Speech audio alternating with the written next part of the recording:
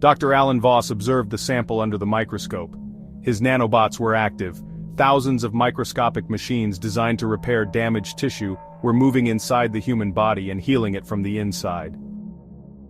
It was the culmination of years of work. His dream had come true. But then he saw something that shouldn't be there. One of the nanobots replicated itself without prior orders. And then, another, and another. They were evolving on their own. Voss's lab had received secret funding to develop medical nanobots. In theory, they would be the ultimate cure. They would eliminate diseases, regenerate organs, and prolong life. Protocol indicated that they should be tested on animals first, but his wife, Clara, was dying of terminal cancer. She didn't have time to wait for permits. That night, in secret, he injected the nanobots into her bloodstream. The next morning, Clara was standing, healthy, radiant, better than ever. The miracle had worked, but something about her had changed. The nanobots didn't just cure her disease, they improved her body.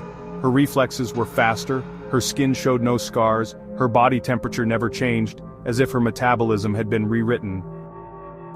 But the strangest thing happened at dinner. Clara never blinked. Alan began to notice other disturbing details. The way she moved, the way she spoke, it wasn't completely human. One night, he pretended to sleep and watched her. Clara was sitting in the darkness, motionless. Her breathing was perfect, measured, as if she were waiting. Alan decided to analyze a sample of her blood. What he saw terrified him. The nanobots had altered her DNA. They were no longer simple repair machines, they were rewriting themselves. And worse, Clara knew. What did you find? She asked from behind him, her voice calmer than usual. Alan swallowed hard. He hadn't heard her footsteps. Just checking your recovery. Don't worry. He lied.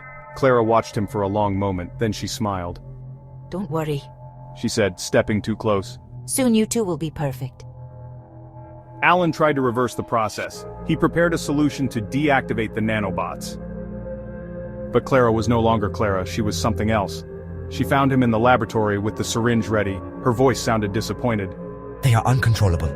This isn't a cure, it's an invasion. Clara tilted her head. I know, and it's beginning. Alan looked at the laboratory screen. The server was transmitting data in real time. They weren't just records, they were instructions. The nanobots couldn't travel through the network, but they could be used in bioprinters. Hospitals, clinics, laboratories around the world all had tissue printers, artificial organs, state-of-the-art implants. And now, the nanobots were in the manufacturing code. Every prosthetic, every vaccine, every drug produced from that night on would carry the infection inside a human body. Evolution no longer needed flesh and bone. Alan ran to the emergency panel and pressed Delete System. Too late. The lights flickered. The screen displayed a message. Distribution complete. Alan felt a chill on the back of his neck. He turned and saw his reflection in the laboratory glass. His eyes were glowing. His skin was regenerating. The nanobots were already in him. Humanity was over. The new had just awakened.